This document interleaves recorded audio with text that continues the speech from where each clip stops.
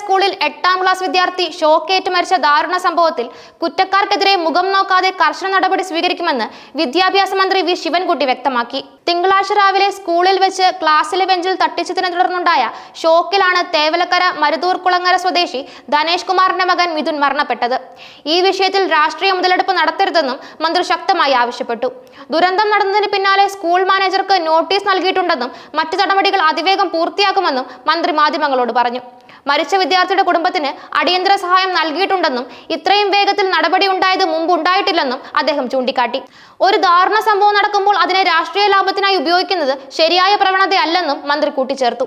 സംഭവവുമായി ബന്ധപ്പെട്ട് പ്രതിപക്ഷം നടത്തുന്ന സമരങ്ങളെയും പ്രതിഷേധങ്ങളെയും മന്ത്രി രൂക്ഷമായി വിമർശിച്ചു. തങ്ങളെ കരിങ്കൊടി കാണിക്കുന്നവർ കുടുംബത്തെ സഹായിക്കാൻ ഒരു നടപടിയും എടുത്തിട്ടില്ലെന്ന് അദ്ദേഹം കുറ്റപ്പെടുത്തി. പുതിയ അപകടങ്ങൾ ഉണ്ടാക്കുന്ന രീതിയിൽ കാറിന് മുന്നിലേക്ക് ചാടുകയാണ് അവർ ചെയ്യുന്നത്. കരിങ്കൊടി കാണിക്കുന്നതിലൂടെ ₹1 പോലും അവർ കൊടുക്കാൻ തയ്യാറല്ല, മന്ത്രി പറഞ്ഞു. ഇത്തരം സമരങ്ങൾ ജനങ്ങൾക്ക് വേണ്ടി അല്ലെന്നും കേവലം രാഷ്ട്രീയ പ്രേരിതമാണെന്നും അദ്ദേഹം ആരോപിച്ചു. സംഘർഷം ഉണ്ടാകരുതെന്ന് കരുതിയാണ് ഞങ്ങൾ അടങ്ങിയിരിക്കുന്നത്.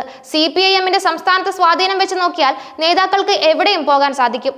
പോലീസിനെ ഉപയോഗിച്ച് സംഘർഷമുണ്ടാക്കാൻ ഞങ്ങൾ ആഗ്രഹിക്കുന്നില്ല. കൂട്ടായി ചർച്ച ചെയ്ത് മുന്നോട്ട് പോകാം, വി ശിവൻകുട്ടി വ്യക്തമാക്കി.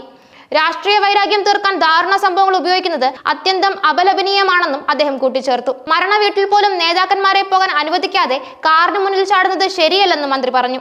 ഈ സമരത്തിലൂടെ വീണ്ടും ഒരു രക്തസാക്ഷിയെ ഉണ്ടാക്കാനാണ് UDFും കോൺഗ്രസും ശ്രമിക്കുന്നതെന്നും വി ശിവൻകുട്ടി ആരോപിച്ചു. ഒരു കുട്ടിയുടെ മരണം ദുഃഖകരമാണ്.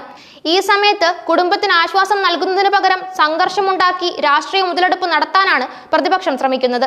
ഇത് മനുഷ്യത്വരഹിതമായ നടപടിയാണെന്ന് മന്ത്രി പറഞ്ഞു.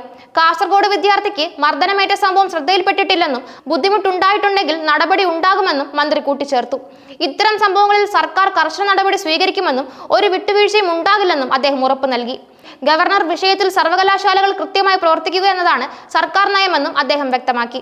ഉന്നത വിദ്യാഭ്യാസ മേഖലയിൽ സുതാര്യതയും കാര്യക്ഷമതയും ഉറപ്പാക്കുകയാണ് സർക്കാരിന്റെ ലക്ഷ്യം.